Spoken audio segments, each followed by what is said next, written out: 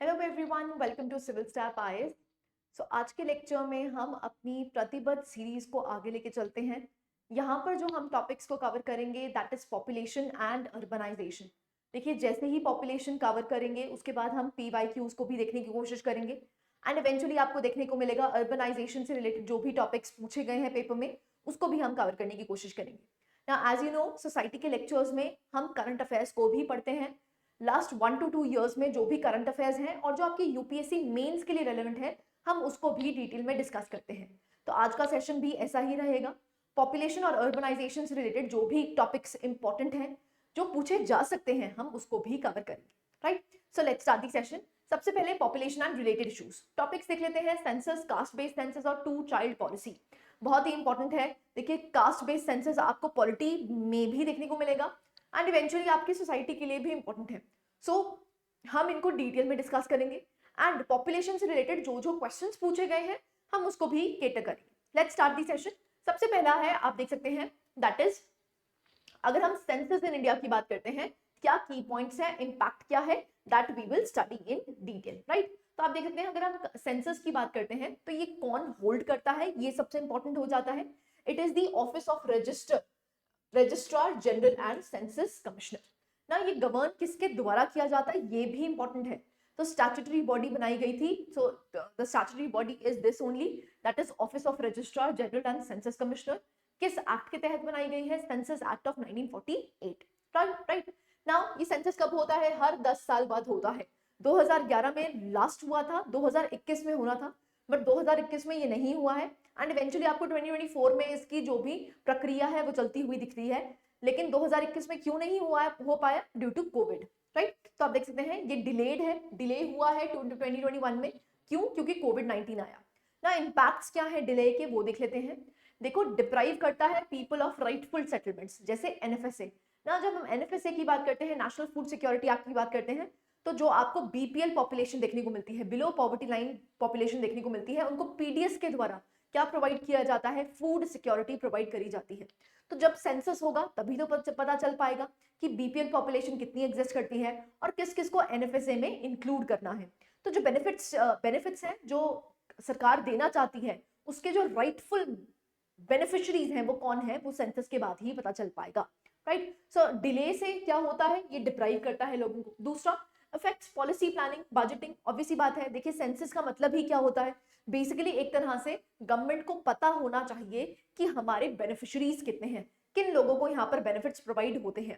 सो इसलिए that is important. अब यहाँ पर प्रॉब्लम क्या है? डिले होने की वजह से प्लानिंग, बजटिंग, एडमिनिस्ट्रेशन वो प्रॉपर नहीं हो पा रहा है ना। बेनिफिट्स क्या होते हैं रेगुलर सेंसस के, उसके बारे में जान लेते हैं। Basically provides data. जब तक आपके पास डेटा ही नहीं है तब तक आप बेनिफिशरीज को कैसे बेनिफिट्स प्रोवाइड कर पाओगे?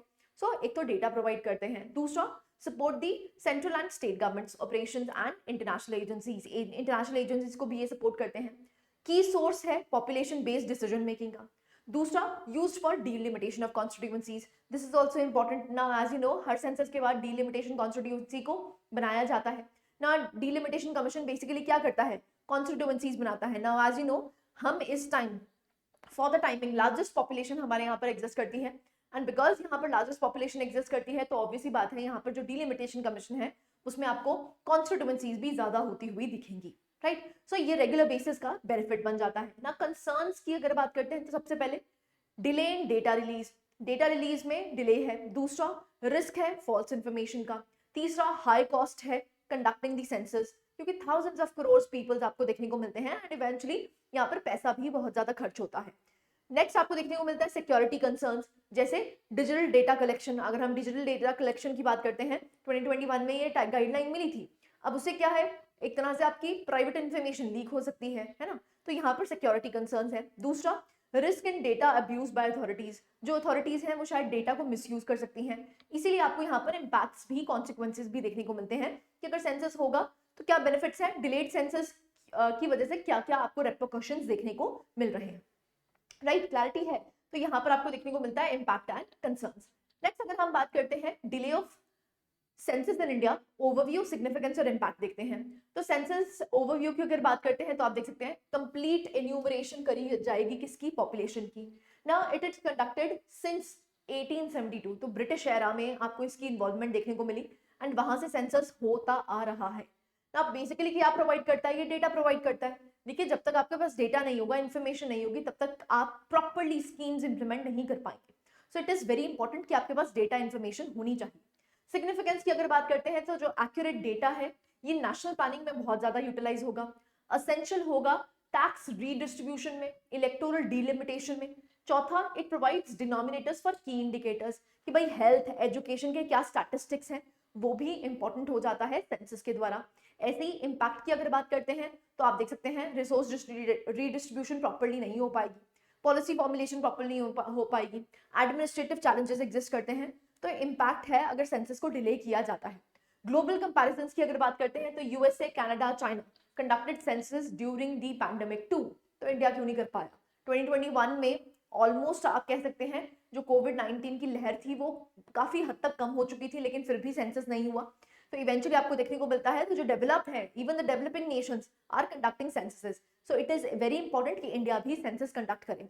दूसरा कि भाई इंडिया क्यों नहीं इनके मॉडल्स को फॉलो कर पाए ना, नीड क्या है? सबसे पहले it is critical for governance, as I told you जो रिसोर्स एलोकेशन होनी चाहिए उसकी ट्रू डिस्ट्रीब्यूशन कब पता चलेगी? जब आपके पास डेटा इन्फॉर्मेशन है। तो इट इज वेरी नेसेसरी कि आप यहाँ पर क्या कर सके, there is need for census. Done, clarity है? So this is delay of census in India, the overview, the significance and its impact.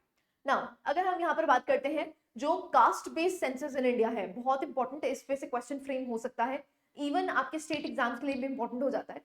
Now जब हम कास्ट बेस्ड सेंसस की बात करते हैं, what was the timeline and what is the way forward, that we will read. Now caste based census की अगर बात करते हैं तो आपको 1871 में पहली बार देखने को मिला।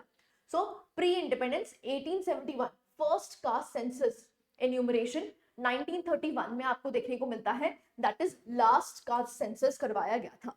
ठीक है, तो उसके बाद आपको कास्ट सेंसस नहीं देखने को मिलता है। इवेंचुअली आप देख सकते हैं ये टाइमलाइन है। पोस्ट इंडिपेंडेंस की अगर बात करते हैं, it stop the caste wise enumeration except SC ST।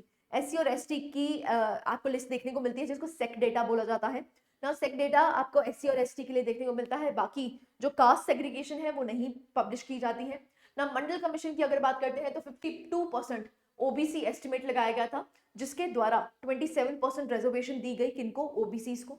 And eventually अगर सेक डेटा की बात करते हैं जो कि comprehensive caste based socio economic census है, but caste data not published ना, कास्ट डेटा को पब्लिश नहीं किया गया, लेकिन जो सेक डेटा है वो क्या प्रोवाइड करता है? Cast based socio economic census है। क्या है? Socio economic census, this is important, right ना। अगर हम यहाँ पर बात करते हैं नीड क्या है, सबसे पहले अपडेट डेमोग्राफिक डेटा ना। डेमोग्राफिक डेटा कैसा चेंज हुआ है, SC ST की पॉपुलेशन प्लस OBC की पॉपुलेशन किस तरह से चेंज हुई है, कौन सी कास्ट आपको इंक्रीज करती हुई दिखी है, कौन सी कास्ट डिक्रीज होती हुई दिखती है, तो अपडेट बेसिकली चाहिए। सोशल जस्टिस प्रोवाइड करना बहुत ज्यादा इंपॉर्टेंट हो जाता है। टारगेट बेनिफिशियरीज जो हैं वो आपको डेटा पता होना चाहिए, तभी आप टारगेटेड बेनिफिट्स प्रोवाइड कर पाएंगे। रैशनलाइज रिजर्वेशन, OBC सब कैटेगराइजेशन ना, जो क्रीमी लेयर कॉन्सेप्ट है यहाँ पर OBC सेग्रीगेशन जो आपको देखने को मिलती हैं वो भी पब्लिश होना जरूरी है। ऐसे ही असेसेस अफर्मेटिव एक्शंस, सो यहाँ पर इम्पैक्ट ऑफ पॉलिसीज देखा जा सकता है। पॉलिसीज तो बनाते हो लेकिन भाई उसका इम्पैक्ट कितना है, कितने उसके रिजल्ट्स आ रहे हैं, ये जानना भी बहुत ज्यादा जरूरी हो जाता है। कंसर्न्स अगेंस्ट, क्यों लोग कहते हैं कि कास्ट बेस्ड सेंसस नहीं होना चाहिए ना, दिस इज ऑल्सो इंपॉर्टेंट। सबसे पहले एंटी कास्ट स्ट्रगल, सो ये क्या कर सकती है? It could subvert efforts to abolish caste. देखिए इस कास्ट को और भी ज्यादा स्टिग्मेटाइज कर दिया जाएगा, जबकि हम क्या चाहते हैं? एक कास्ट फ्री सोसाइटी, है ना। तो इसलिए ये जो एफर्मेटिव एक्शन जो कोशिश करी जा रही है लेने की, बट इससे होगा क्या? स्टिग्मेटाइजेशन ऑफ कास्ट और भी ज्यादा हो जाएगी। Next, reinforces caste identities, as I have told you यहाँ पर कास्ट आइडेंटिटीज और भी ज्यादा री इन्वॉल्व हो जाएंगी। Vote bank politics very important, एक रिस्क है, सबसे बड़ा रिस्क जिसको देखने को मिलता है कि यहाँ पर जो कास्ट बेस्ड पॉलिटिक्स है वो और भी ज्यादा प्रोमिनेंट हो जाएगी। न्यू रिजर्वेशन डिमांड्स आ जाएंगी। अब उस ऑब्वियसली बात है क्योंकि जिन जिन को रिजर्वेशन मिली हुई है और जो कुछ ऐसी कास्ट होंगी जो एज सच प्रोग्रेस नहीं कर पाएंगी, तो इवेंचुअली उसको क्या देखने को मिलेगा कि वो भी डिमांड करेंगे कि हमें भी रिजर्वेशन मिले। ऐसे ही फेडरल कंसर्न्स, जो सेंसस है वो बेसिकली एक यूनियन सब्जेक्ट है, बहुत इंपॉर्टेंट है, ये याद रखना है। जो सेंसस है कि यूनियन सब्जेक्ट है, जो स्टेट लेवल इनिशिएटिव है मे वायलेट द कॉन्स्टिट्यूशनल मैंडेट, क्योंकि काम ये किसका है? ये यूनियन का काम है, इसीलिए यहाँ पर फेडरल इश्यूज भी आ सकते हैं। Now what is the way forward? देखिए, OBC enumeration is necessary for equitable resources. अब अगर हम इक्विटी की बात से के तरफ से देखते हैं तो यस इट इज इंपॉर्टेंट कि यहाँ पर कास्ट बेस्ड सेंसस होनी चाहिए। Full caste census is complex with 3000 caste and 25,000 सब कास्ट। कॉम्प्लेक्स है बहुत ज्यादा, क्योंकि हमारे यहाँ पर सब कास्ट बहुत ज्यादा एग्जिस्ट करती हैं, तो इसको डेटा कलेक्ट करना it is very very tough, ठीक है। तो it is very complex, need for nuanced approach to avoid confusion. अब इस कंफ्यूजन को रोकने के लिए आपको बहुत ज्यादा पहले प्लानिंग चाहिए, ठीक है, तभी आप यहाँ पर कास्ट बेस्ड सेंसस कर सकेंगे, नहीं तो it is very very difficult. Clarity है? सो ये आपको देखने को मिलता है कास्ट बेस्ड सेंसस। नेक्स्ट अगर हम बात करते हैं तो आप देख सकते हैं that is two child policy. Third हमारा जो टॉपिक है टू चाइल्ड पॉलिसी। ना एज यू नो चाइना ने वन चाइल्ड पॉलिसी जो अपनाई थी अब उसको खत्म कर दिया है and eventually it is moving towards what, that is more child policies. So यहाँ पर अगर हम इंडिया की बात करते हैं तो हमारी टैगलाइन हमेशा क्या रही है, हम दो हमारे दो। तो यहाँ पर जो टू चाइल्ड पॉलिसी है उसके फैक्टर्स क्या हैं, आर्ग्यूमेंट्स क्या एग्जिस्ट करते हैं और जो गवर्नमेंट इनिशिएटिव्स हैं उसके लिए क्या क्या चल रहे हैं वो हम देख लेते हैं। सबसे पहले फैक्टर्स अफेक्टिंग पॉपुलेशन ग्रोथ। सबसे पहले infant mortality rate. Now higher IMR leads to greater desire for children. और ऑब्वियसली बात है अगर इन्फैंट मोर्टेलिटी रेट ज्यादा है तो यहाँ पर ज्यादा बच्चे पैदा करने की कोशिश होती है, क्योंकि ऑब्वियसली बात है यहाँ पर इन्फैंट मोर्टेलिटी रेट ज्यादा है। ऐसे ही अर्ली मैरिज, अब उसकी वजह से क्या है, increases the livelihood of having more children, right. Next अगर हम बात करते हैं एजुकेशन लेवल्स, अब क्योंकि लोअर फर्टिलिटी रेट्स आपको देखने को मिलते हैं विद हायर एजुकेशन। ऐसे ही कॉन्ट्रासेप्टिव यूज की बात करते हैं तो only 56% of married women use family planning. Family planning के लिए यूटिलाइज करते हैं ओनली 56%। ऐसे ही सन प्रेफरेंसेस आपको देखने को मिलती हैं, जो फैमिलीज हैं they may continue having children until desired sons are born. This is known as son meta preference. Now son meta preference का मतलब ही ये होता है जब तक फैमिली में यहाँ पर बच्चे पैदा करते रहेंगे, जब तक उनको डिजायर्ड नंबर ऑफ सन्स, मान लो 2 चाहिए 3 चाहिए, तब तक यहाँ पर बच्चे पैदा होते रहेंगे जब तक उतने डिजायर्ड नंबर ऑफ सन्स नहीं मिल जाएंगे। This is known as son meta preference, right. तो ये भी एग्जिस्ट करता है ना। आर्ग्यूमेंट्स देख लेते हैं in favour of two child policy. तो गवर्नमेंट जॉब्स और इलेक्शन क्राइटेरिया, देखो कुछ स्टेट्स ऐसी एग्जिस्ट करती हैं जहां पर मैंडेटरी है कि अगर आपको पंचायती इलेक्शंस के लिए खड़ा होना है या फिर आपको गवर्नमेंट जॉब चाहिए तो आपको आपके पास सिर्फ 2 ही बच्चे होने चाहिए। तो आप देख सकते हैं असम ने यहाँ पर लॉन्च किया था। कॉन्करेंट एंट्री लिस्ट की अगर बात करते हैं आई एम सॉरी, तो आप देख सकते हैं union and state legislatures have authority to make laws on population control. It is very important, जो यूनियन है स्टेट लेजिस्लेचर है, दोनों के पास ही कॉन्करेंट लिस्ट में सब्जेक्ट एग्जिस्ट करता है कि वो चाइल्ड पॉलिसीज बना सकती हैं। India growing population, as you know हम चाइना की पॉपुलेशन को सरपास कर चुके हैं, तो yes it is very evident कि हम यहाँ पर टू चाइल्ड पॉलिसी लेके आए। दूसरा arguments against two child policy, सबसे पहले इंटरनेशनल कमिटमेंट ना। इंडिया जो है वो सिग्नेटरी है 1996 का UN programme of action discouraging coercion. So इसलिए यहाँ पर एक बार लगाना एक तरह से सही नहीं होगा। दूसरा rights based approach, India's family welfare programmes और वॉलंटरी बेसिस पे होना चाहिए, यहाँ पर मैंडेटरी आप इसको नहीं कर सकते हैं। तीसरा डेमोग्राफिक ट्रांजिशन, जो फर्टिलिटी रेट्स हैं वो डिक्लाइन कर रहे हैं, नेचुरली डिक्लाइन कर रहे हैं, क्योंकि अर्बन एरियाज की अगर बात करते हैं तो टोटल फर्टिलिटी रेट आज आपको 1.6 देखने को मिल रहा है ना, तो बाय डिक्रीज हो रहा है। अब अगर डिक्रीज होगा तो ऑब्वियसली बात है डिक्रीजिंग पॉपुलेशन होगी। तो इसलिए ये जो टू चाइल्ड पॉलिसी है उसको मैंडेटरी करना it is not relevant. Next अगर हम बात करते हैं तो आप देखने को मिलता है जेंडर इम्बैलेंस। तो कोअर्सिव पॉलिसीज जो है वो और भी ज्यादा एक्सेसिव कर सकती है किसको, सेक्स सिलेक्टिव प्रैक्टिसेस को। सोशल इंपैक्ट की अगर बात करते हैं तो may lead to social imbalances. And last one disempowerment of women भी हो सकता है। डिनाइंग बेनिफिट्स फॉर जॉब्स, अगर आप बेनिफिट्स नहीं दोगे तो ऑब्वियसली बात है जो विमेन इकोनॉमिकली स्ट्रेंथन हो सकती हैं वहां पर भी आपको एक बार होता हुआ, एक बार बनता हुआ दिखेगा, राइट। तो ये आपको नेगेटिव्स देखने को मिलते हैं अगेंस्ट टू चाइल्ड पॉलिसी। ना गवर्नमेंट इनिशिएटिव्स क्या क्या हैं तो आप देख सकते हैं for control of the population growth. तो सबसे पहले आपको देखने को मिलता है नेशनल पॉपुलेशन पॉलिसी 2000, फिर जनसंख्या स्थिरता कोष फंड बनाया गया है। ऐसी हेल्थ प्रोग्राम्स आपको देखने को मिलते हैं जैसे जननी सुरक्षा योजना या NHRM, मिशन परिवार विकास, जिसमें हाई फर्टिलिटी डिस्ट्रिक्ट्स को इंक्रीज किया जाता है टू एक्सेस कॉन्ट्रासेप्टिव्स, ठीक है। तो एक्सेस दिया जाता है उनको कॉन्ट्रासेप्टिव्स का, जहां पर भी वो डिस्ट्रिक्ट जहां पर आपको TFR काफी ज्यादा देखने को मिलता है। Now what can be the way forward, सबसे पहले एक बैलेंस्ड अप्रोच लेनी है। तो control population growth while ensuring reproductive autonomy. यहाँ पर कोअर्जन से या बैन लगा के उसको प्रमोट नहीं कर सकते हैं, है ना, क्योंकि हम डेमोक्रेसी हैं। तो इसलिए जो फैमिली प्लानिंग है वो because it is voluntary, it is not mandatory, तो यहाँ पर ऐसी अप्रोच अपनानी चाहिए, एक तरह से अवेयरनेस देनी चाहिए, जिससे कि 2 चाइल्ड पॉलिसी की तरफ हम शिफ्ट हो पाए। Next, focus on education and health care. तो यहाँ पर फोकस देना चाहिए एजुकेशन और हेल्थ केयर पे, जिसकी वजह से अवेयरनेस हो पाए एंड इवेंचुअली आपको देखने को मिले कि यहाँ पर जो पॉपुलेशन है वो अपने आप 2 चाइल्ड पॉलिसी ही अपनाए, राइट। नेक्स्ट हम बात करते हैं that is demographic transition in India. बहुत इंपॉर्टेंट है डेमोग्राफिक ट्रांजिशन क्या एग्जिस्ट करती है, दिस इज ऑल्सो इंपॉर्टेंट। अगर हम ट्रेंड्स की बात करते हैं तो डिक्लाइन पॉपुलेशन ग्रोथ का हुआ है, annual growth slowed from 2.5% to 1.3%। तो यहाँ पर जो पॉपुलेशन ग्रोथ है वो घटी है। ऐसे टीएफआर भी आपको देखने को मिलता है, स्टडी रिडक्शन आपको देखने को मिल रहा है। आज आपको यहाँ पर टीएफआर, एवरेज टीएफआर देखने को मिल रहा है 2, राइट। तो रिप्लेसमेंट रेशियो से कम जा चुका है। वेरिएशन देखने को मिलती है, जैसे लो टीएफआर की बात करते हैं तो सदर्न और वेस्टर्न स्टेट्स में आपको लो टीएफआर देखने को मिल रही है, लेकिन हाई टीएफआर आपको नॉर्थर्न स्टेट्स में देखने को मिल रही है। ऐसे चेंजिंग एज कॉम्पोजिशन, अब डिक्लाइनिंग यंग पॉपुलेशन हो रही है और एजिंग पॉपुलेशन ज्यादा हो रही है। ऐसे वेरिएशन इन एज कॉम्पोजिशन, जो सदर्न स्टेट्स है they age faster, northern states have longer demographic dividend window, right. So these are some of the data that you can utilise in the answers. ऐसे ही अगर हम policy implications की बात करते हैं, जहां पर हाई टीएफआर रेट्स आपको देखने को मिलते हैं, तो एजुकेशन इन्वेस्टमेंट, सबसे पहले जो फीमेल एजुकेशन है वो रिड्यूस करती है बर्थ रेट्स को। तो जहां पर भी टीएफआर ज्यादा है वहां पर सबसे पहले विमेन को एजुकेट अवेयर किया जाए। दूसरा, हेल्थ आउटकम्स ना, आईएमआर को हम इंप्रूव करने के लिए गवर्नमेंट इनिशिएटिव्स दे सकते हैं। कॉन्ट्रासेप्टिव्स पे एक्सेस होना चाहिए। ऐसे कोअर्जन को अवॉइड कीजिए, यहाँ पर इनकरेज करो कि वॉलंटरी बेसिस पे ही यहाँ पर 2 चाइल्ड पॉलिसी को अपनाया जाए। Now implications of states with TFR, जहां पर लो टीएफआर एग्जिस्ट करता है, क्योंकि देखिए हमारे को सिंपली क्या चाहिए, टीएफआर हमें चाहिए दैट इज 2.1 रिप्लेसमेंट रेशियो जिसको कहा जाता है। तो इसलिए जहां पर भी जो स्टेट्स जिनके पास टीएफआर हायर है तो वहां पर प्रमोट कीजिए, यहाँ पर अवेयरनेस फैलाइए, कॉन्ट्रासेप्टिव्स का यूज बताइए and so and so fourth. जहां पर कम है, जो टीएफआर लेस देन 2.1 है, तो वहां पर आपको देखने को मिलता है लेबर माइग्रेशन, एक्सपैंड मास ट्रांसपोर्टेशन जिसकी वजह से माइग्रेशन हो पाए, language integration, implement 3 language policy, geriatric care, तो यहाँ पर क्योंकि एजिंग पॉपुलेशन है तो इसलिए यहाँ पर एजिंग पॉपुलेशन के बेनिफिट्स प्रोवाइड करी जाए, जिसको जेरियाट्रिक हेल्थ केयर बोला जाता है। स्किल डेवलपमेंट करी जाए नॉर्दर्न स्टेट्स में, जैसे इन्वेस्ट इन बीमारू स्टेट्स। ऐसे ही एआई अडॉप्शन हो सकती है, use of artificial intelligence to address labour shortages in ageing states.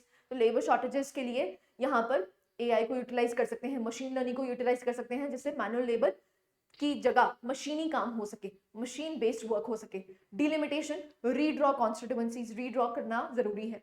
ऐसे ही वे फॉरवर्ड क्या बन सकता है, फीमेल एजुकेशन और workforce participation is the need of the our and access to reproductive health services is also needed, right. तो हमने दोनों aspects पढ़ लिए। जहां पर आपको टीएफआर 2.1 से ज्यादा देखने को मिलता है तो वैसे वहां पर कैसे कैटर कर सकते हैं, और जहां पर टीएफआर 2.1 से कम देखने को मिलता है वहां पर हम कैसे एड्रेस कर सकते हैं। So these are the trends in demographic transitions.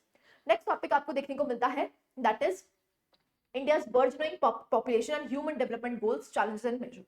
Now as you know, हम पूरे वर्ल्ड में सबसे लार्जेस्ट पॉपुलेशन हमारी कंट्री में एग्जिस्ट करती है, तो अब इसी बात है इसके बेनिफिट्स और डिसएडवांटेजेस दोनों ही हैं। तो उसको हम देख लेते हैं। तो आप देख सकते हैं challenges to human development goals. सबसे पहले आपको देखने को मिलता है इकोनॉमी, सोसाइटी और एनवायरनमेंट में इसको आप केटर कर सकते हो। अगर हम इकोनॉमी की बात करते हैं, सबसे पहले रिसोर्स स्कार्सिटी हो जाती है, क्योंकि पॉपुलेशन ज्यादा है, रिसोर्सेज उतने हैं नहीं, तो उसकी वजह से आपको यहाँ पर डिस्टर्बेंसेस देखने को मिलती है। ऐसे ही अगर हम यहाँ पर सोसाइटी की बात करते हैं तो सबसे पहले हेल्थ केयर, एजुकेशन और सोशल डिस्पैरिटी आपको देखने को मिलती है। सो health care, again health care के लिए प्रॉपर रिसोर्सेज नहीं है, जिसकी वजह से इतनी ज्यादा पॉपुलेशन को हमारा हेल्थ केयर केटर कर ही नहीं सकता। दूसरा एजुकेशन, और तीसरा आपको देखने को मिलता है सोशल डिस्पैरिटी एग्जिस्ट करती है। एनवायरमेंटली भी ये अनसस्टेनेबल है, तो एनवायरमेंटल इंपैक्ट आपको देखने को मिलता है, जैसे ओवर यूज ऑफ रिसोर्सेज। अब उसकी वजह से क्या है, एक्सप्लॉयटेशन होती है, जो एनवायरमेंट है वो डैमेज होता है।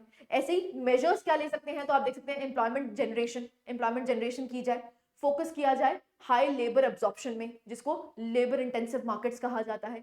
ऐसे इंक्लूसिव ग्रोथ और स्किल डेवलपमेंट करनी जरूरी है, वेरी इंपॉर्टेंट। नहीं तो ये डेमोग्राफिक डिविडेंड क्या बन जाएगी, डेमोग्राफिक डिजास्टर। तो स्किल प्रोवाइड करना बहुत ज्यादा जरूरी हो जाता है। एजुकेशन और हेल्थ केयर पे बहुत ज्यादा फोकस करना है। जो सस्टेनेबल प्रैक्टिसेस एग्जिस्ट करती हैं, जैसे ग्रीन पॉलिसीज या रिन्यूएबल एनर्जी प्रमोशन, उसको काफी ज्यादा प्रमोट करना चाहिए। ऐसे इक्विटेबल रिसोर्स डिस्ट्रीब्यूशन होना चाहिए, इनकरेज सेविंग्स। सो सेविंग्स और यहाँ पर आप इन्वेस्टमेंट्स को प्रमोट कीजिए, फैमिली प्लानिंग को प्रमोट कीजिए। Now these are the measures that can cater और address the population growth. Now अगर हम यहाँ पर बात करते हैं जो स्टेट स्पेसिफिक स्ट्रैटेजीज हैं, जैसे states above TFR 2.1 focus on productivity, education and health care, लेकिन जिनका TFR 2.1 से कम है तो वहां पर जो पॉपुलेशन है वो एजिंग पॉपुलेशन होगी, और यहाँ पर कोशिश ये करी जाए कि जेरियाट्रिक हेल्थ केयर को यहाँ पर प्रमोट किया जाए। राइट, क्लैरिटी है? So this also is important topic, क्योंकि यहाँ से क्वेश्चन फ्रेम हो सकता है कि भाई अब हम क्या बन चुके हैं, हाईएस्ट पॉपुलेशन वाली कंट्री बन चुके हैं, तो हमारे पास क्या चैलेंजेस हैं, क्या एडवांटेजेस हैं, क्या डिसएडवांटेजेस एग्जिस्ट करते हैं। Right, so these were the topics that we have covered in population and its associated issues. Now we'll see the previous year questions. पहला क्वेश्चन एग्जिस्ट करता है, discuss the main objectives of population education and point out the measures to achieve them in detail. Now simple सा question है, आपको main objectives बताने हैं population education के और मेजर्स बताने हैं। तो यहाँ पर आप क्वेश्चन देख सकते हैं, सबसे पहले ऑब्जेक्टिव्स क्या है पॉपुलेशन एजुकेशन के, सबसे पहले अवेयरनेस फैलाना, फिर link banana between the population and development. So population और डेवलपमेंट कैसे हो सकती है, जब वो डेमोग्राफिक डिविडेंड बनाएगी। ऐसे ही promotion and family planning, enhancement होनी चाहिए क्वालिटी ऑफ लाइफ की, for better access of health care education, health care और एजुकेशन पे फोकस ज्यादा रहे, promote gender equality, gender equality को प्रमोट किया जाए, रिस्पॉन्सिबल सिटीजनशिप को प्रमोट किया जाए एंड इवेंचुअली सस्टेनेबल डेवलपमेंट करी जाए, तो सस्टेनेबल यूज करा जाए रिसोर्सेज का। राइट, सो ये आपको देखने को मिलता है, ये क्या है, these are the objectives of population education. पहला तो यही पूछा गया था कि मेन ऑब्जेक्टिव्स क्या हैं, दूसरा point out the measures to achieve them, क्या मेजर्स ले सकते हैं जिससे कि हम इसको अचीव कर पाए। तो मेजर्स टू अचीव देम, सबसे पहले integration into school curriculum. So school curriculum में ही इसको इंट्रोड्यूस कर दो कि यहाँ पर जो पॉपुलेशन है उसकी जो स्टेबलाइजेशन है वो किस तरह से हो। तो मेजर्स क्या ले सकते हैं, अवेयरनेस पर कैंपेन्स आप यहाँ पर चला सकते हैं, प्रमोशन कर सकते हैं फैमिली प्लानिंग की, फोकस कर सकते हैं विमेन एजुकेशन पे, क्योंकि जब विमेन एजुकेटेड होगी, अवेयर होगी, तभी यहाँ पर आपको पॉपुलेशन कंट्रोल होती हुई दिखेगी। ऐसे ही यूथ एजुकेशन एंगेजमेंट प्रोग्राम्स चलने चाहिए, ऐसे ही इनकॉर्पोरेशन इन गवर्नमेंट पॉलिसीज, जैसे strengthen population education through national policies and inter ministerial collaboration, ऐसे ही इंसेंटिव्स देने चाहिए स्मॉल फैमिलीज को, दिस इज ऑल्सो इंपॉर्टेंट, जिससे कि हम पॉपुलेशन को केटर कर पाए, and eventually use of technology, e learning platforms हो सकते हैं, यहाँ पर टेक्नोलॉजी के थ्रू यहाँ पर आप पॉपुलेशन को सिखा सकते हैं कि जो आप स्टेबलाइजिंग पॉपुलेशन क्यों ज्यादा इरेलेवेंट है, क्यों ज्यादा इंपॉर्टेंट है। ठीक है, तो दो ही क्वेश्चंस थे, मेन ऑब्जेक्टिव्स पूछा गया है और आपसे पूछा गया है पॉपुलेशन एजुकेशन के ऑब्जेक्टिव्स, मेजर्स क्या क्या हैं जिससे कि हम पॉपुलेशन एजुकेशन ऑब्जेक्टिव्स को फुलफिल कर सकते हैं। नेक्स्ट क्वेश्चन आपको देखने को मिलता है, critically examine whether growing population is the cause of poverty और poverty is the main cause of population increase in India. Now this is a vicious cycle. So आप देख सकते हैं उन्होंने बोला है कि पॉवर्टी की वजह से, जस्ट अ सेकंड, कि पॉवर्टी की वजह से आपको ग्रोइंग पॉपुलेशन देखने को मिल रही है या ग्रोइंग पॉपुलेशन पॉवर्टी का कारण है। तो एक तरह से आप देख सकते हैं दोनों ही एस्पेक्ट्स आपको यहाँ पर एक्सप्लेन करने पड़ेंगे। सबसे पहले हम देख सकते हैं ग्रोइंग पॉपुलेशन कॉजेस पॉवर्टी, तो हम पहला केटर कर रहे हैं कि जो ग्रोइंग पॉपुलेशन है उसकी वजह से आपको पॉवर्टी देखने को मिल रही है। तो सबसे पहले क्या है, स्ट्रेन ऑन रिसोर्सेज। ना रिसोर्सेज के ऊपर स्ट्रेन हो जाता है जिसकी वजह से आपको पॉवर्टी देखने को मिलती है, क्योंकि पॉपुलेशन ज्यादा है तो अनएम्प्लॉयमेंट है, अनएम्प्लॉयमेंट की वजह से आपको देखने को मिलता है पॉवर्टी होती है। ठीक है, ऐसे ही pressure on infrastructure, over crowding की वजह से क्या हो रहा है, health care sector, education sector, housing services ये बहुत ज्यादा पुअर हो गई हैं जिसकी वजह से आपको पॉवर्टी देखने को मिलती है। एंड लार्जर फैमिलीज जो हैं वो बेसिकली जो many children they struggle with limited resources. ना दूसरा एस्पेक्ट, क्योंकि आपको दोनों एस्पेक्ट पूछे हैं कि क्या पॉपुलेशन ग्रोथ की वजह से पॉवर्टी है या पॉवर्टी की वजह से पॉपुलेशन ग्रोथ है, तो आपको दोनों ही एड्रेस करने हैं। तो हमने पहला एड्रेस कर लिया, दूसरा देख लेते हैं, पॉवर्टी कॉजेस पॉपुलेशन ग्रोथ। जो पॉवर्टी है वो ही कॉज करती है पॉपुलेशन ग्रोथ को। नाउ लैक ऑफ एजुकेशन, अब क्योंकि पुअर एक्सेस है एजुकेशन का तो इसकी वजह से हाई फर्टिलिटी रेट्स आपको देखने को मिल रहे हैं। दूसरा हाई इन्फेंट मोर्टेलिटी रेट है, क्योंकि इन्फेंट मोर्टेलिटी रेट है जिसकी वजह से और भी ज्यादा यहाँ पर बच्चे पैदा किए जाते हैं। ऐसे ही चिल्ड्रन एज इकोनॉमिक एसेट्स, जितने ज्यादा बच्चे होंगे उतना ज्यादा कमाई करके लेके आएंगे, इसीलिए आपको एक तरह से ये क्या देखने को मिलता है, एक विशियस साइकिल देखने को मिलता है। लिमिटेड एक्सेस है किसका, फैमिली प्लानिंग का, जिसकी वजह से आपको देखने को मिलता है it is leading to population growth. Right, तो दोनों ही एस्पेक्ट्स हमने यहाँ पर कवर कर लिए हैं। इंटरकनेक्टेड है, मैंने आपको बताया ये क्या है, एक विशियस साइकिल है। तो ग्रोइंग पॉपुलेशन जो है वो वर्सन करती है पॉवर्टी को, which in turn drives population growth. तो एक विशियस साइकिल हो जाता है, इस पॉवर्टी की वजह से ही आप ज्यादा बच्चे पैदा करते हैं और ज्यादा आपको पॉपुलेशन ग्रोथ देखने को मिलता है ना। ब्रेकिंग द साइकिल कैसे, पॉलिसी मेजर्स लेके, तो आप कर सकते हैं, इन्वेस्ट कर सकते हैं एजुकेशन और हेल्थ केयर में, यहाँ पर प्रमोट कर सकते हैं फैमिली प्लानिंग, फोकस कर सकते हैं इकोनॉमिक डेवलपमेंट में, सोशल सिक्योरिटी प्रोवाइड कर सकते हैं पुअर फैमिलीज को, और अर्बनाइजेशन और इंफ्रास्ट्रक्चर डेवलपमेंट कर सकते हैं। राइट, क्लैरिटी है? तो ये आपको देखने को मिलता है अर्बनाइजेशन का, सॉरी पॉपुलेशन का टॉपिक। थर्ड टॉपिक आपको देखने को मिलता है that is discuss the changes in the trends of labour migration with in and outside India in the last 4 decades. Last 4 decades में पूछा गया है।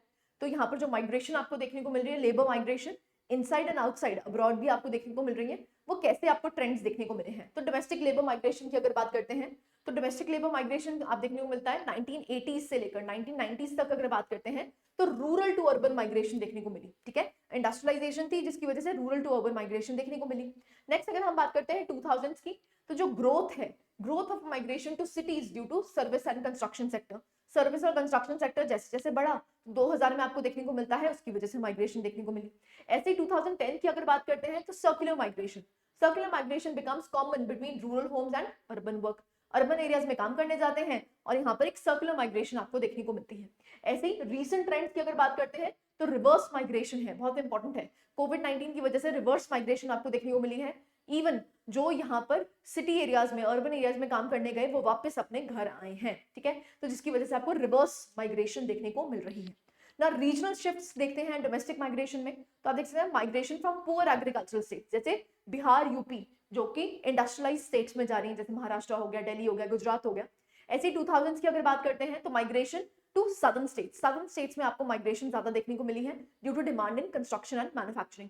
कंस्ट्रक्शन और मैन्युफैक्चरिंग में क्योंकि डिमांड थी, इसीलिए ज्यादा आपको पॉपुलेशन कहां पर ट्रांसफर होती हुई दिखी, माइग्रेट होती हुई दिखी, that is to the southern areas. Recent trends की अगर बात करते हैं, growth of migration to southern areas, क्योंकि आईटी सेक्टर हुआ है, तो सर्विसेज सेक्टर की वजह से बेंगलुरु और आपको ये हैदराबाद में बहुत ज्यादा आईटी सेक्टर बूम करता हुआ दिखा, जिसकी वजह से काफी ज्यादा माइग्रेशन आपको वहां पर देखने को मिलती है ना। इंटरनेशनल लेबर माइग्रेशन की अगर बात करते हैं, दिस इज ऑल्सो इंपॉर्टेंट क्योंकि आपसे दोनों पूछा गया, with in and outside India, तो दोनों को ही केटर करेंगे हम यहाँ पर। तो विद इन की अगर बात करते हैं एंड सॉरी आउटसाइड की बात करते हैं तो 1980s टू 1990s में आपको गल्फ कंट्रीज में सबसे ज्यादा प्रोमिनेंटली माइग्रेशन होती हुई दिखी, क्योंकि वहां पर लो स्किल्ड जॉब्स एग्जिस्ट करती थी। 2000 में आपको शिफ्ट होता हुआ दिखता है, जनरली जो पॉपुलेशन है वो Europe, north America, Australia move करी। 2010 की अगर बात करते हैं तो क्योंकि आईटी सर्विसेज ज्यादा हो गई थी, तो ज्यादा प्रोफेशनल्स जाने शुरू हुए वेस्टर्न कंट्रीज में। एंड रीसेंट ट्रेंड्स की अगर बात करते हैं तो कोविड-19 की वजह से डिस्ट्रप्शंस आपको देखने को मिल रही हैं, लेकिन जो रेमिटेंसेस हैं they are from Gulf countries remain again important. यहाँ पर आपको यूएसए से भी काफी ज्यादा रेमिटेंसेस देखने को मिल रही हैं। तो शिफ्ट हुआ है धीरे धीरे करके लो स्किल्ड से हाई स्किल्ड की तरफ, यहाँ पर अब्रॉड माइग्रेशन देखने को मिली है। राइट, क्लैरिटी है? Now engaging changing nature of migration, कैसे नेचर चेंज हुई है, informal to, just second, informal to formal sector की तरफ यहाँ पर मूव हुई। रोल ऑफ वुमेन की है, अगर हम इंक्रीजिंग पार्टिसिपेशन देखते हैं वुमेन का, वो इंक्रीज हुआ है। राइज हुआ है रेमिटेंसेस में, क्योंकि यहाँ पर अब हाईली स्किल्ड लोग कहाँ पर जा रहे हैं, अब्रॉड जा रहे हैं, जिसकी वजह से रेमिटेंसेस आपको काफी ज्यादा देखने को मिल रही है। नेक्स्ट अगर हम बात करते हैं brain drain versus brain gain, तो ऑनगोइंग जो ब्रेन ड्रेन है हाई स्किल सेक्टर में with some returnees contributing to the Indian economy, so brain drain से ब्रेन गेन भी हो रहा है। पॉलिसी रिस्पॉन्सेज और चैलेंजेस क्या एग्जिस्ट करते हैं, सबसे पहले सोशल सिक्योरिटी ना। सोशल सिक्योरिटी चाहिए किसके लिए, माइग्रेंट वर्कर्स के लिए, जो कि आपको कोविड-19 में प्राइम एग्जांपल देखने को मिला ना। कोविड-19 में जो रिवर्स माइग्रेशन हुई वो इसलिए वजह से हुई क्योंकि जो अर्बन एरियाज में आके काम करते हैं उनको सोशल सिक्योरिटी नेट ही नहीं प्रोवाइड किया गया है। तो सोशल सिक्योरिटी नेट प्रोवाइड करना है जो भी माइग्रेंट वर्कर्स है, स्किल डेवलपमेंट करनी है। ऐसे ही बायलैटरल लेबर अग्रीमेंट्स दोनों कंट्रीज में, अगर अब्रॉड यहाँ पर माइग्रेंट्स जाते हैं तो यहाँ पर बायलैटरल लेबर अग्रीमेंट्स होने चाहिए। रीजनल इम्बैलेंसेस क्रिएट हुए हैं, उसको बैलेंस आउट करने के लिए policies are must. Right, clarity है? Again it was a good question जो कि पूछा गया। ठीक है, तो ज्यादा क्वेश्चंस नहीं पूछे गए, बट टॉपिक्स रिपीट होते हैं, वही थीम्स रिपीट हो रहे हैं, वही चीजें आपको दोबारा लिखनी है।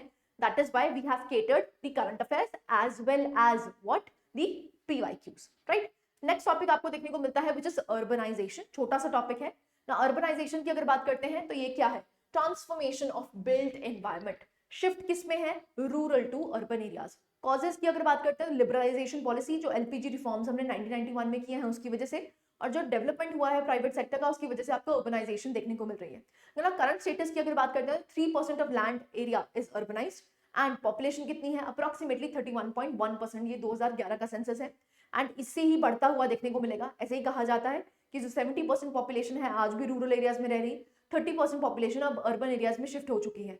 और अब नया सेंसस आपको देखने को मिलेगा, वहां पर काफी राइज आपको देखने को मिलेगा अर्बन एरियाज में। ना अर्बन एरियाज जो है वो कंट्रीब्यूट करते हैं 60% to the GDP. Now this is important, ये अर्बन सेक्टर्स हैं, ये जीडीपी में काफी ज्यादा कंट्रीब्यूट करते हैं। और एक तरह से अगर हम फ्यूचर इंपॉर्टेंस की बात करते हैं तो ये की फ्यूचर है इंडिया का। अर्बनाइजेशन होनी है, जो अर्बनाइजेशन है इट टेंड टू हैपन, है ना। तो रूरल एरियाज धीरे धीरे करके क्या बन जाएंगे, अर्बन एरियाज में ही डेवलप हो जाएंगे। ना क्राइटेरिया अगर हम बात करते हैं तो सेंसस में क्या क्राइटेरिया देखने को मिलता है जिसकी वजह से हम एक सेक्टर को अर्बन सेक्टर कहते हैं, तो it places with municipal corporations, cantonment areas और जो नोटिफाइड एरिया टाउन्स हैं वो सारे ही अर्बन सेंटर्स में गिने जाते हैं। और क्या क्राइटेरिया है, मिनिमम पॉपुलेशन 5000 पीपल की होनी चाहिए, मोर देन जो 75 मेल पॉपुलेशन है वो नॉन एग्रीकल्चरल एक्टिविटीज में हो, और जो पॉपुलेशन डेंसिटी है वो एटलीस्ट 400 पर्सन पर स्क्वायर किलोमीटर में हो। तो अगर ऐसे एरियाज एग्जिस्ट करते हैं उनको हम अर्बन एरियाज कहेंगे, right. Now the factors that are leading to urbanisation in India, उसके बारे में जान लेते हैं। तो आप देख सकते हैं पॉपुलेशन ग्रोथ हो रही है, नेचुरल इंक्रीज है, ऐसी फर्टिलिटी रेट जो है वो इंक्रीज हुआ है, क्वालिटी ऑफ हेल्थ केयर जो है वो इंप्रूव हुई है जिसकी वजह से अर्बन सेक्टर्स की तरफ मूव कर रहे हैं। माइग्रेशन की अगर बात करते हैं रूरल टू अर्बन माइग्रेशन हो रही है क्योंकि जॉब अपॉर्चुनिटीज वहां पर देखने को मिल रही है। एग्रीकल्चर डिस्ट्रेस की वजह से वो एग्रीकल्चर को छोड़ के सेकेंडरी या टर्शियरी सेक्टर्स में एंटर करना चाहते हैं जिसकी वजह से अर्बन माइग्रेशन हो रही है। ऐसे ही अगर आप देख सकते हैं बेटर एम्प्लॉयमेंट अपॉर्चुनिटीज है और एक्सेस है एजुकेशन हेल्थ केयर में, तभी यहाँ पर लोग जो है वो अर्बन सेक्टर्स की तरफ मूव कर रहे हैं। एक्सपेंशन हो रही है टाउन्स एंड सिटीज की, अब जो छोटे छोटे एरियाज थे वो एक्सपैंड करके बड़े बड़े एरियाज बन चुके हैं। जैसे आपको दिल्ली एनसीआर रीजन देखने को मिलता है, तो दिल्ली के आसपास जो रीजन है वो एनसीआर रीजन कहलाया जाता है जिसकी वजह से यहाँ पर प्रमोशन हुई है, किसकी, अर्बनाइजेशन हुआ है। तो economic growth, smart city initiatives और गवर्नमेंट की पॉलिसीज बनी है जिसकी वजह से अर्बनाइजेशन को काफी ज्यादा फोकस किया जा रहा है, right. Now, what are the emerging challenges due to unsustainable urbanization? ना दिल्ली एनसीआर रीजन की अगर बात करते हैं, आपको स्लम्स इतने ज्यादा देखने को मिल रहे हैं, तो जो क्या अर्बनाइजेशन एक सही डायरेक्शन में है, दैट इज अ क्वेश्चन, ठीक है। तो आप यहाँ पर देख सकते हैं ओवर क्राउडिंग हो गई है। अब बियॉन्ड कैरिंग कैपेसिटी, दिल्ली को देख लो, यहाँ पर बियॉन्ड कैरिंग कैपेसिटी में आपको अनसस्टेनेबल सिटीज देखने को मिल रही हैं, leads to congregation and pollution. तो यहाँ पर आपको कंजेशन और पॉल्यूशन देखने को मिलता है। एडिशनल बर्डन है लिमिटेड नेचुरल रिसोर्सेज पे। गवर्नमेंट स्टेटस की अगर बात करते हैं तो 7933 सेटलमेंट्स आपको देखने को मिलती हैं। स्टैट्यूटरी टाउन्स जो हैं they are governed by the urban local bodies.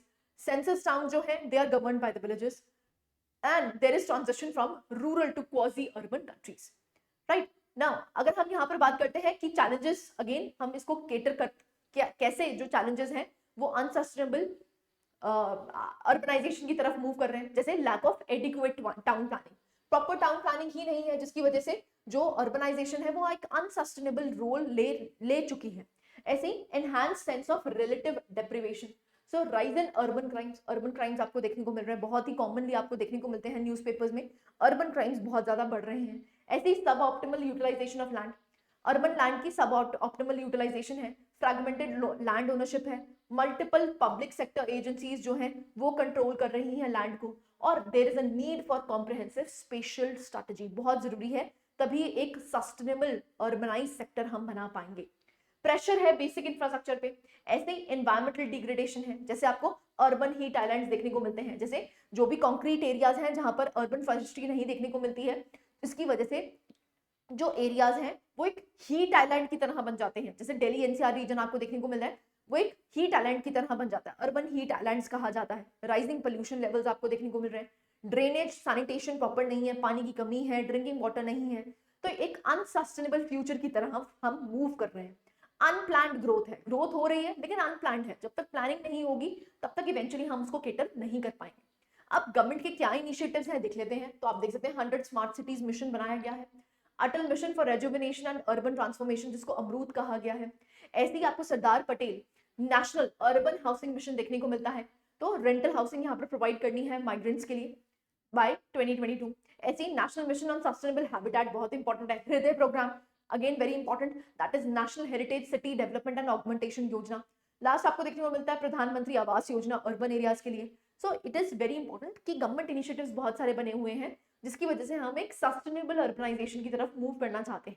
Now यहाँ पर क्या है, रेमेडीज क्या है, अगर हम अर्बनाइजेशन को एक प्रॉपर अर्बनाइज सेक्टर बनाना चाहते हैं तो व्हाट आर दी रेमेडीज। सबसे पहले अडॉप्ट सर्कुलर इकोनॉमी स्टेटस, ना मिनिमाइज करना है हमें एनवायरमेंटल इम्पैक्ट्स को, इसलिए यहाँ पर सर्कुलर इकोनॉमी सिस्टम को प्रमोट करना पड़ेगा।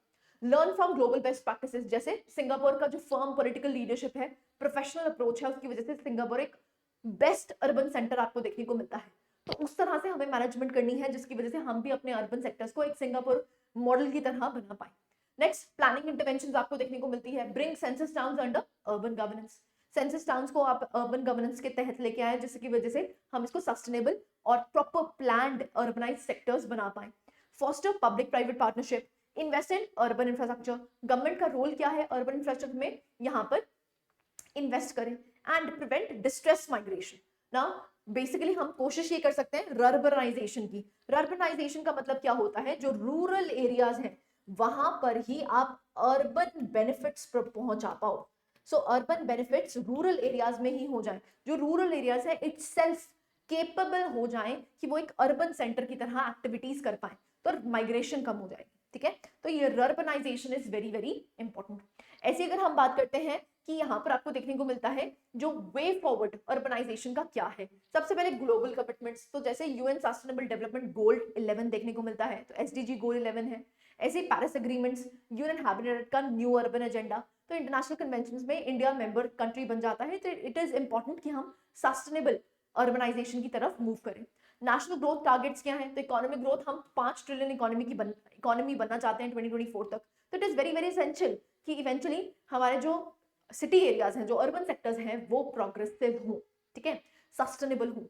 नाउ एम्प्लॉयमेंट टारगेट की अगर बात करते हैं तो टोटल वर्कफोर्स एस्टिमेट है 0.64 बिलियन का 2030 तक और 0.26 billion employed in urban areas. It is by MOF 2021, यहाँ पर टारगेट आपको देखने को मिल रहा है। तो नेशनल ग्रोथ टारगेट्स भी एग्जिस्ट करते हैं, राइट। नेक्स्ट हम बात करते हैं that is urban housing crisis in India. क्या हाउसिंग क्राइसिस आपको देखने को मिलते हैं, तो as you know housing shortages देखने को मिलती है।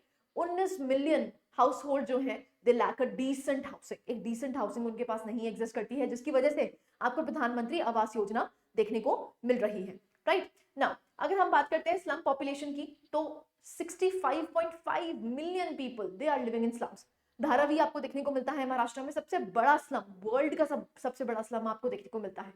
13.7 मिलियन स्लम होल्ड्स एग्जिस्ट करते हैं। इफेक्टिव एरियाज कौन से हैं, जो मेट्रोपॉलिटन सिटीज आपको देखने को मिलते हैं, मुंबई, दिल्ली, हैदराबाद, बैंगलोर, ये बेसिकली स्लम पॉपुलेशन के लिए एक केटर करते हुए अर्बन सेंटर्स बन रहे हैं। तो अनसस्टेनेबल अर्बन सेंटर्स बन रहे हैं, जो कि एक खतरे की घंटी है, राइट। सो आप देख सकते हैं रीजंस क्या हैं, सबसे पहले हाई पॉपुलेशन डेंसिटी, दूसरा suboptimal utilisation of urban land, ऐसे ही आपको रिस्ट्रिक्शंस देखने को मिलती हैं फ्लोर स्पेस की, रेंट कंट्रोल रिजीम है, रेंटल लॉज जो है वो डिस्करेज करते हैं इन्वेस्टमेंट इन रेंटल हाउसिंग, ऐसे ही इनएडिक्वेट हाउसिंग फाइनेंस। अब घर लेना है लेकिन आपके पास क्रेडिट नहीं है, आपके पास सोर्सेज नहीं है, जिसकी वजह से आपको लैक ऑफ हाउस क्रेडिट देखने को मिलता है for low income groups. Weak land records हैं, प्रॉपर्टी राइट्स प्रॉपर नहीं है, जिसकी वजह से जो हाउसिंग सेक्टर है वो काफी ज्यादा सफर कर रहा है, राइट। तो इसलिए आपको हाउसिंग क्राइसिस देखने को मिलते हैं।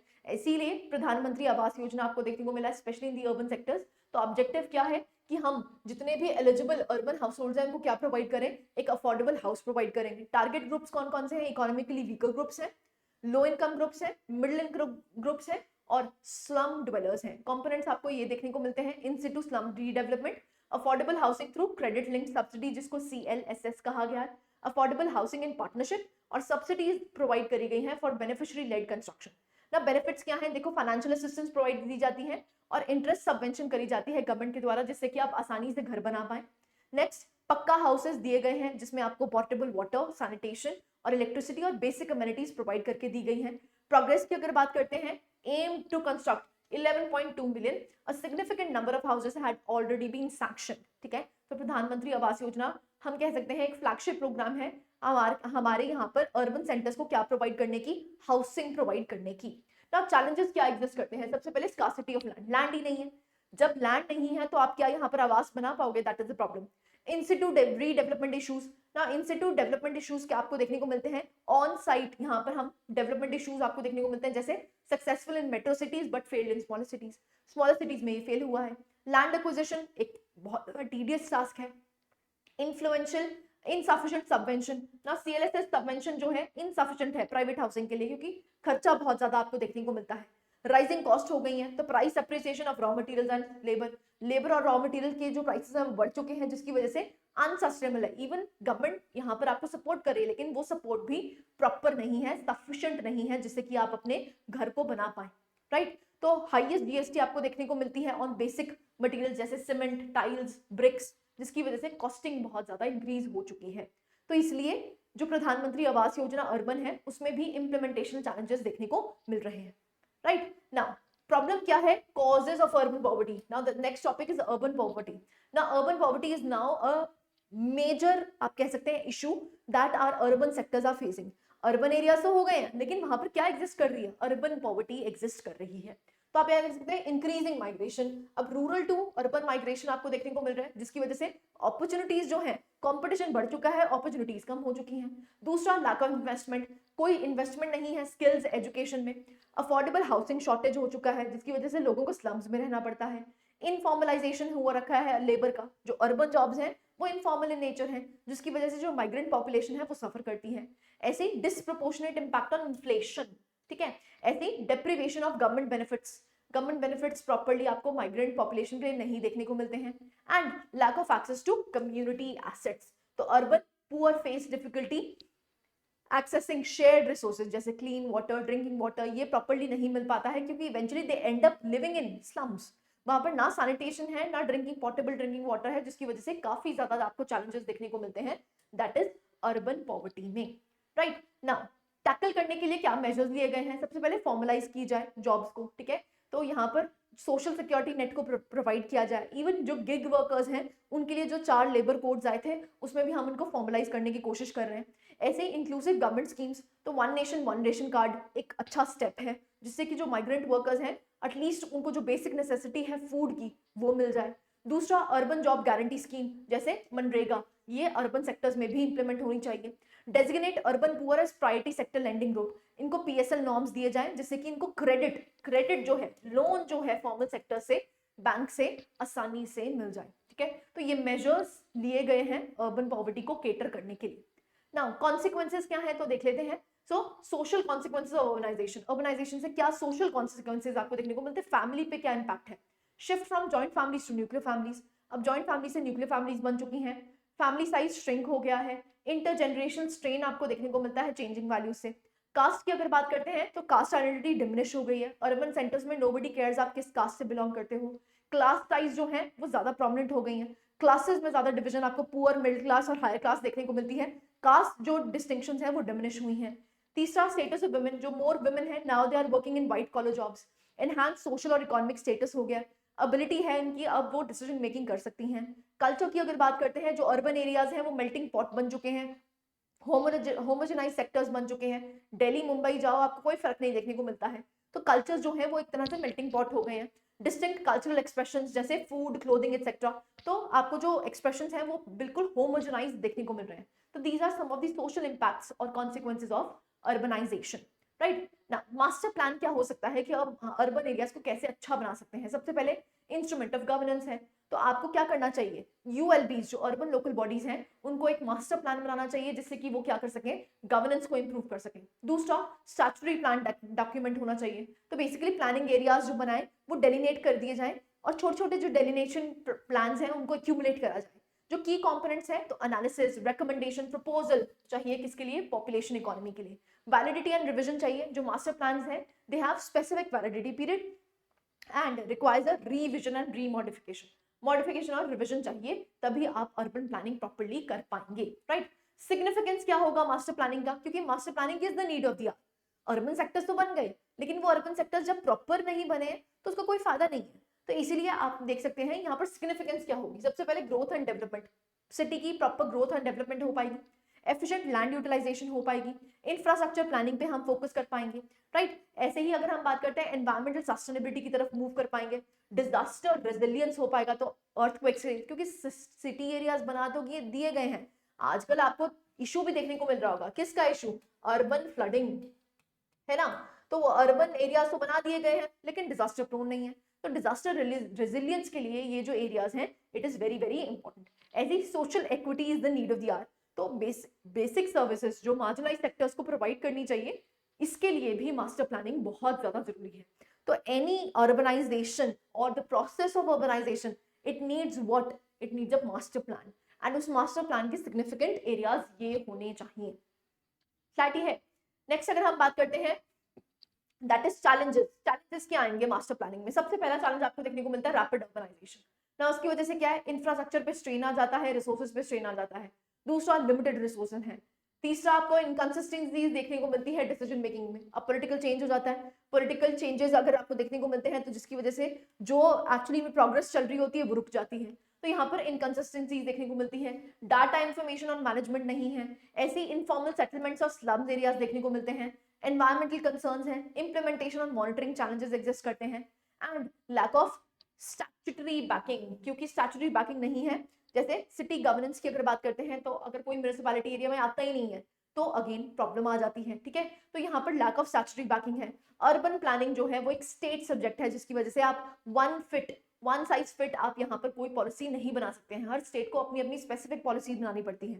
दैट इज ऑल्सो इशू, क्योंकि अर्बन प्लानिंग एक स्टेट सब्जेक्ट है, ठीक है। तो बेसिकली इसको कॉन्करेंट सब्जेक्ट बना सकते हैं, जिसकी वजह से हम और भी ज्यादा इसको इफेक्टिवली मैनेज कर पाएंगे। Now what can be the way forward? सबसे पहले रीविजिटिंग द मास्टर प्लान्स, जो मास्टर प्लान्स बनाए गए हैं उसको रीविजिट करने की जरूरत है। दूसरा, डिपेंडेंस ऑन प्रोग्राम्स, जैसे सैनिटेशन, इंफ्रास्ट्रक्चर या सोशल इंक्लूजन प्रोग्राम्स जो हैं they are often ephemeral and centrally funded रहते हैं, जिसकी वजह से प्रॉब्लम्स आपको देखने को मिलती हैं। अब ये स्टेट फंडेड या फिर हम कह सकते हैं इम्प्लीमेंटेशन जो है वो स्टेट को करनी चाहिए। नेक्स्ट, स्पेशल विजन किसके लिए? सिटीज के लिए बनाया जाए। री इमेजिनिंग स्पेशल प्लेस, तो जो आपको स्पेशल प्लानिंग देखने को मिलती है उसको दोबारा री इमेजिन करने की जरूरत है, दोबारा री एस्टैब्लिश करने की जरूरत है। नेशनल इनिशिएटिव्स जैसे गति शक्ति और जो मॉडल रूरल ट्रांसफॉर्मेशन एक्ट्स हैं दे reflect a growing demand for improve planning. हम फोकस कर रहे हैं इम्प्रूव प्लानिंग की तरफ मूव करें। नीति आयोग की रिकमेंडेशंस की अगर बात करते हैं तो जो एडवाइजरी कमिटी है it recommends forming a national council of town and country planners as statutory body.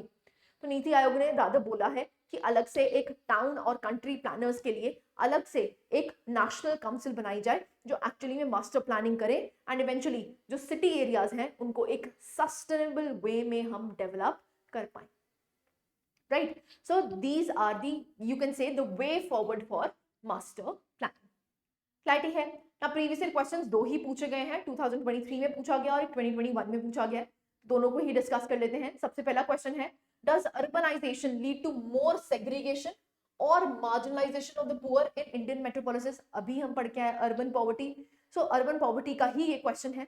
सो आपसे पूछा गया है कि जो अर्बनाइजेशन है क्या सेग्रीगेशन को लीड करती है, मार्जिनलाइज कर देती है पुअर को? Yes, there are explicit reason, जैसे हम देख सकते हैं जो भी लोग यहाँ पर माइग्रेट होके आते हैं क्योंकि रिसोर्सेज प्रॉपर नहीं है, जिसकी वजह से यहाँ पर स्लम एरियाज की डेवलपमेंट हो जाती है और जो पुअर है वो और भी ज्यादा पुअर आपको होता हुआ दिखता है, तो मार्जिनलाइजेशन होती है। तो सेग्रीगेशन ऑफ पुअर की अगर बात करते हैं तो urbanisation it leads to segregation और मार्जिनलाइजेशन ऑफ द पुअर। क्यों? क्योंकि जो वेल्दियर एरियाज हैं दे हैव बेटर इंफ्रास्ट्रक्चर, जो पुअर है they are often confined to slums, वो बेचारे स्लम्स में रहने लायक ही बन जाते हैं। Right, housing and land market अगर आप देख सकते हैं तो राइजिंग रियल एस्टेट प्राइसेस। अब अगर आपको यहाँ पर एग्जाम्पल है, अगर आपको चंडीगढ़ में घर लेना हो it is very very expensive, right. So आप देख सकते हैं rising real estate prices and ऐसी जेंट्रिफिकेशन आपको डिस्प्लेसेस जो है it displaces the poor families. जो पुअर फैमिलीज हैं उनके पास और कोई चॉइस नहीं रहती but to live in the slums. Right, marginalization of the poor होता है, यस, लिमिटेड एक्सेस मिलती है उनको बेसिक सर्विसेज की, जिसमें आपको health, education, drinking water, sanitation proper देखने को मिलती है। सोशल एक्सक्लूजन देखने को मिलती है स्पेशल सेपरेशन की वजह से, तभी आपको पॉश एरियाज देखने को मिलते हैं, कुछ स्लम एरियाज देखने को मिलते हैं, तो और भी ज्यादा सेग्रीगेशन हो जाती है अर्बनाइजेशन की वजह से ना। इनफॉर्मल लेबर की अगर बात करते हैं, जो पुअर है वो जनरली इनफॉर्मल जॉब्स परफॉर्म करते हैं। लैक ऑफ सोशल सिक्योरिटी, ऐसी पॉलिसी गैप्स आपको देखने को मिलती हैं, एंड इवन माइग्रेशन और स्लम ग्रोथ देखने को मिल रही है। ठीक है, तो yes it leads to segregation और marginalisation of the poor in the Indian metropolises. Examples भी आप दे सकते हैं। नेक्स्ट हम मूव करते हैं, that is what are the main socio economic implications arising out of the development of IT industries in major India. ना IT industries जैसे आपको बैंगलोर, हैदराबाद देखने को मिल रही हैं। अब ये आईटी सेक्टर्स बन तो गए हैं, लेकिन क्या है सोशियो इकोनॉमिक चैलेंजेस क्या एग्जिस्ट करते हैं, क्या इंप्लीकेशंस हैं इन आईटी सेक्टर्स की इन दीज मेट्रोपोलिसेस। राइट, तो हम देख लेते हैं the socio-economic implications of IT industry development in major Indian cities। सबसे पहले इकोनॉमिक ग्रोथ, ना सिग्निफिकेंट कंट्रीब्यूशन आपको जीडीपी में देखने को मिलता है इनकी वजह से। राइज इन एम्प्लॉयमेंट अपॉर्चुनिटीज, तभी तो आपको बैंगलोर, पुणे, हैदराबाद इतने ओवर क्राउडेड देखने को मिल रहे हैं। क्यों? क्योंकि एम्प्लॉयमेंट अपॉर्चुनिटीज हैं जिसकी वजह से बहुत से लोग वहां पर माइग्रेट होते हैं। Income disparities, creation of high paying jobs for skilled workers and widening income gap. Income gap ज्यादा हो गया है। क्यों? जो आईटी सेक्टर में परफॉर्म कर रहे हैं उनके पास अच्छा सैलरीज है, लेकिन जो ये इनफॉर्मल सेक्टर्स परफॉर्म कर रहे हैं उसमें कम आपको सैलरीज देखने को मिलती हैं, जिसकी वजह से वाइडनिंग गैप हो गया है। अर्बनाइजेशन एंड माइग्रेशन, तो आपको देखने को मिलता है जो स्किल्ड वर्कर्स हैं वो बेसिकली सिटीज में आ चुके हैं। प्रेशर हो गया है किस पे? अर्बन इंफ्रास्ट्रक्चर पे। ऐसे ही सोशल चैलेंजेस की अगर बात करते हैं तो राइज ऑफ मिडिल क्लास आपको देखने को मिल रहा है, जो कि एक कंज्यूमरिस्ट मिडिल क्लास है। हाई राइजिंग पावर, आपको हाई परचेजिंग पावर उनको देखने को मिल रही है। चेंजिंग लाइफस्टाइल पैटर्न्स और कंजम्पशन हो गई हैं।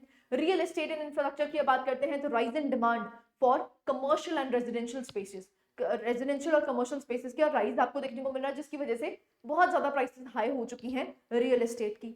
ऐसे ही education and skill development, high demand है हायर एजुकेशन की इन टेक्निकल फील्ड्स, जिसकी वजह से वो फॉर्मल सेक्टर की तरफ मूव कर सकें एंड हाई पेइंग जॉब्स की तरफ मूव कर सकें। इनफॉर्मल एम्प्लॉयमेंट की अगर बात करते हैं, ग्रोथ हुई है इनफॉर्मल सेक्टर की भी, जैसे आपको देखने को मिलती है हाउस कीपिंग। तो जो आईटी गोइंग पीपल हैं they keep a house keeping, तो यहाँ पर आपको इनफॉर्मल सेक्टर्स जॉब्स भी देखने को मिल रही है, राइज देखने को मिल रहा है।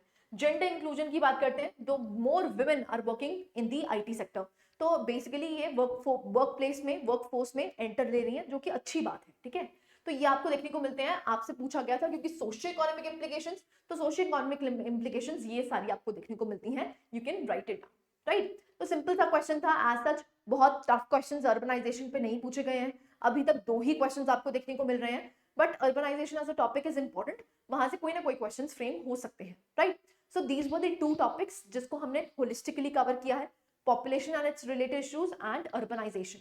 दोनों ही टॉपिक्स इंपॉर्टेंट है। इन माइंड मैप से भी आप कर सकते हैं, एंड एज यू नो यहाँ पर हमारे टेलीग्राम चैनल पे आपको प्रॉपर पीडीएफ्स देखने को मिलती हैं। तो once you have done with the mind maps you can refer to those PDFs।